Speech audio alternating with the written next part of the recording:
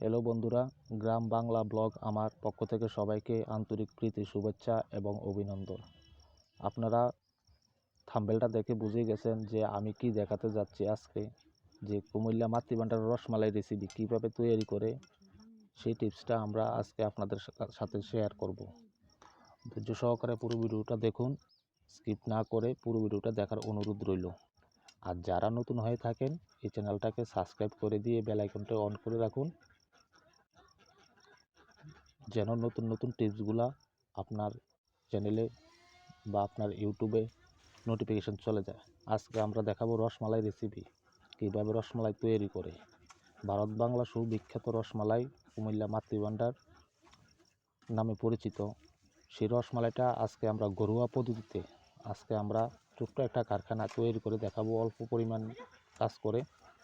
সেটা আপনারা ধৈর্য সহকারে দেখুন, পুরো ভিডিওটা দেখুন, তারপরে বুঝতে পারবেন যে হ্যাঁ, ঘরোয়া তৈরি করা যায়।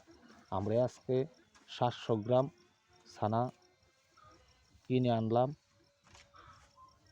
সেই 700 গ্রাম ছানা দিয়ে আমরা কতটুকু পরিমাণ রসমালাই তৈরি করতে পারবো সেটা আজকে আপনাদেরকে আমি এই ভিডিওর মাধ্যমে দেখাবো। প্রথমত আমরা ছানাটাকে ভালো মতন মেখে নিয়েছি, তারপর আমরা একটু পরিমাণ চিনি দিয়ে দিলাম, যেটা আমার 700 গ্রাম ছানার মধ্যে 30 গ্রামের মতন চিনি দিলাম। আর একটু ময়দা দিলাম যেন একটু ফাঁপা থাকে।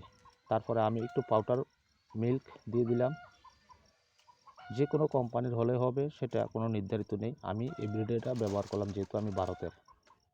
তারপরে আমি একটু কর্নফ্লাওয়ার ব্যবহার করলাম। কর্নফ্লাওয়ার একটু ব্যবহার করার কারণ, ময়দা ব্যবহার করার কারণ, চিনি ব্যবহার করার কারণ আমি পুরোটাই বলে দেব।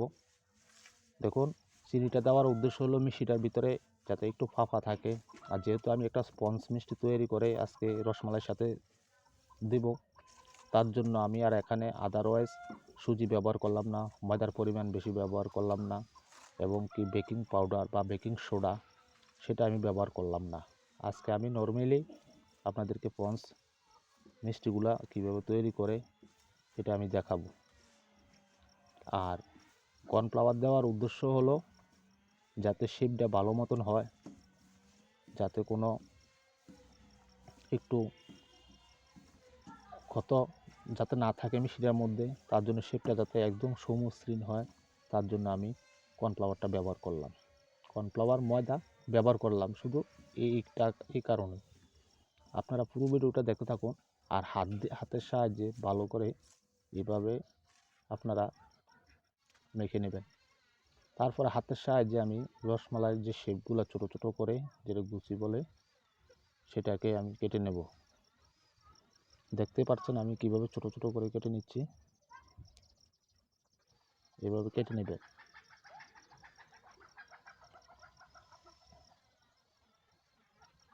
ভিডিওটা আমি একটু ফাস্ট করে দিলাম যেন ভিডিওটা অনেক লম্বা হয়, তার জন্য যাতে একটু শর্টলি করা যায় কিভাবে, তার জন্য আমি একটু ভিডিওটাকে স্পিড বাড়িয়ে দিলাম। সম্পূর্ণ ভিডিওটা দেখতে থাকুন আর স্কিপ করে দেখবেন, কিছুই বুঝবেন না। দেখুন আমি সবগুলো এইভাবে কেটে নিয়েছি, তখন এটাকে আমি গোল বল সাইজ করে নেব, মিষ্টির সাইজ করে নেব, ছোটো ছোটো মিষ্টির সাইজ করে তখন আমি রসমালাই শেপগুলো দিব। এই দেখুন আমি দুইটা মিষ্টি গুছি বলে সেটাকে আমি নিলাম হাতে, দুটো একসাথে করে আমি মার্বেলের মতন বলে নিলাম। এই দেখুন এই দুইটা, তখন আমি একটা আঙ্গুলের সাহায্যে এভাবে মাঝখানে এমনভাবে ডলা দেব যাতে এটা একটা ছোটো একটা আকৃতির রসমালাই, একটা আকৃতির শেপ চলে আসে, দেখতে সুন্দর লাগে।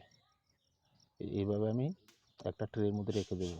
আর একটা কথা খেয়াল রাখবেন, ট্রেটাতে যখন রাখবেন আপনি, ট্রেটাতে একটু আপনি তেল ব্রাশ করে নেবেন, যেন যখন আমি মিষ্টিটাকে সিদ্ধ করতে নেব তখন যেন ট্রের মধ্যে লেগে না যায়। আর লেগে গেলে তাহলে মিষ্টিগুলো ফেটে যাওয়ার সম্ভাবনা বেশি থাকে, তার জন্য একটু তেল ব্রাশ করে নেবেন।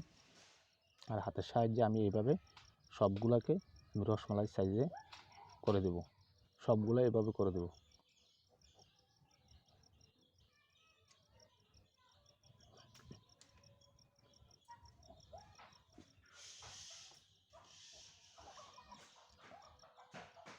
দেখতে পাচ্ছেন আমি সবগুলাকে এইভাবে করে নিব।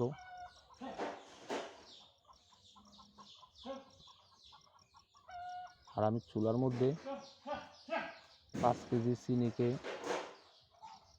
5 কেজি পানি দিয়ে একসাথে চাটনিটা করে নেব।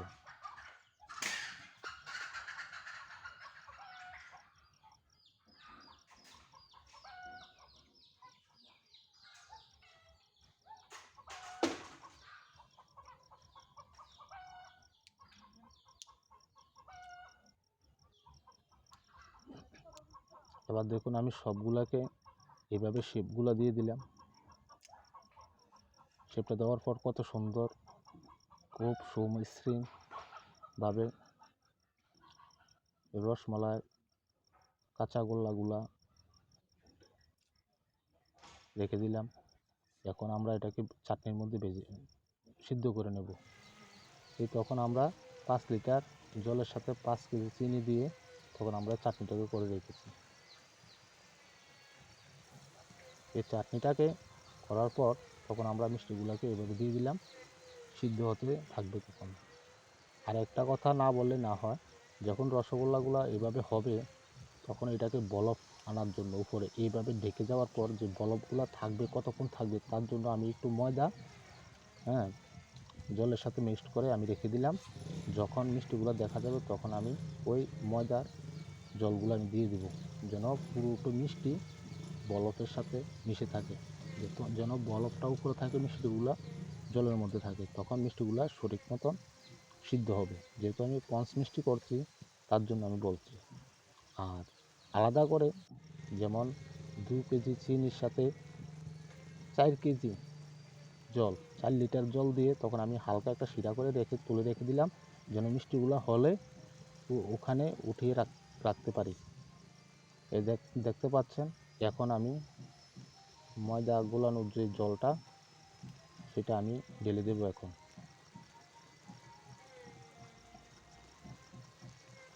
সঠিক মতন বলকগুলো যাতে উঠে।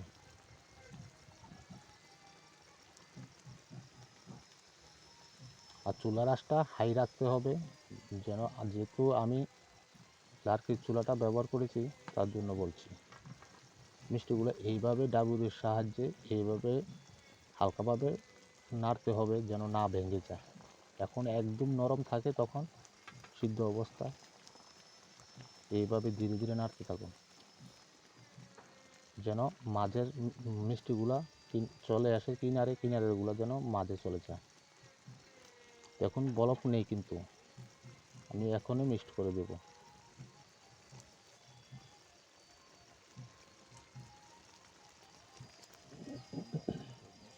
এটা ময়দা সাথে জল মিক্সড করা, এই তখন আমি দিয়ে দেবো। এই দেখতে পাচ্ছেন একদম বরফগুলা মিষ্টিকে ঢেকে দিচ্ছে, পুরোটা ঢেলে দিলাম।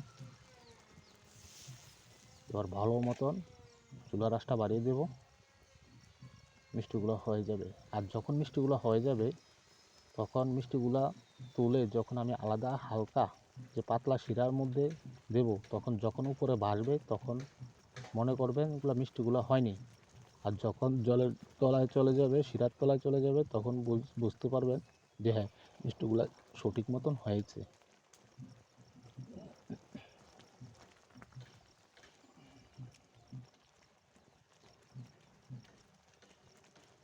যখন আপনি দোকানে যে রসগোল্লা বলি যে কাজ করতে হবে ঠিক তদ্রূপে ছানার পায়েস তৈরি করতে গেলে ছানার যে পায়েস যে মিষ্টিটা সেটাকে তৈরি ঠিক সেম টু সেমভাবে করতে হবে। তখন আমি একটু হালকা উষ্ণ গরম জল দিয়ে কিনারটাকে দিয়ে দিলাম যেন মিষ্টিগুলো কেমন হলো তখন আমার একটু দেখার জন্য। তখন আমি দেখলাম যে হ্যাঁ না মিষ্টিগুলো পারফেক্ট হলো, তখন আমি ওই চাটনির মধ্যে দিয়ে দেবো। দেখতে পাচ্ছেন আমি চাটনি হালকা চাটনির মধ্যে দিয়ে দেবো। যখন বেশি থাকবে তখন বুঝতে হবে যে হ্যাঁ সেটি এখনও সিদ্ধ হয়নি, আরও জাল করে নিতে হবে। প্রায় আধা ঘন্টার মতন আমি জাল করে নিয়েছিলাম। দেখতে পাচ্ছেন এই চাটনির মধ্যে মিষ্টিগুলো তলায় লেগে গেল, তখন বুঝতে হবে যে হ্যাঁ আমার মিষ্টিগুলো হয়েছে।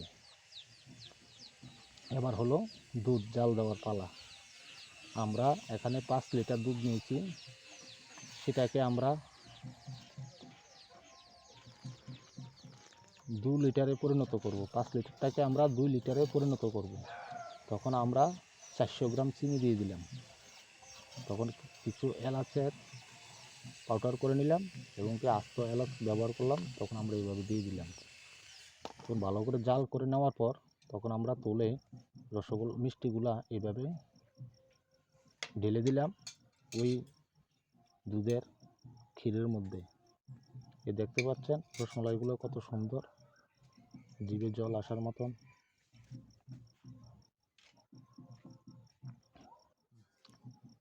সবাইকে অসংখ্য ধন্যবাদ পুরো ভিডিওটা দেখার জন্য।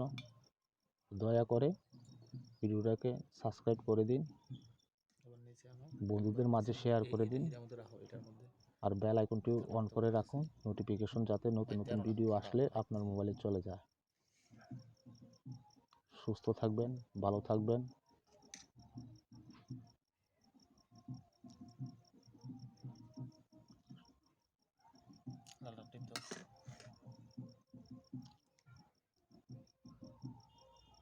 ভিডিওটা দেখে আপনারা কতটুকু বুঝতে পারলেন, কতটুকু শিখতে পারলেন আমাকে মেসেজ করে জানাবেন। আমি ডিসক্রিপশানে আমার হোয়াটসঅ্যাপ নাম্বার দিয়ে দেবো বা ইমো নাম্বার দিয়ে দেবো, আপনারা আমার সাথে কন্ট্যাক্ট করতে পারেন।